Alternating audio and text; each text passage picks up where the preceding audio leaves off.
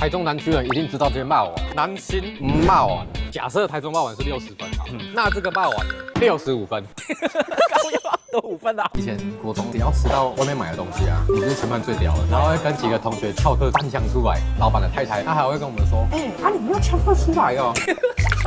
坏学生代表，国2、国3的时候无聊就会线上聊天，国中、国2交一个网友，师范大学的国文系我记得超清楚，他还会写诗给我，写诗，真的，他超扯的。我以前游戏 ID 叫风之羽翼，他会5字诗风什么什么之什么什么风之羽翼，然后100就会发现那个网婆啊长得有一点不及格。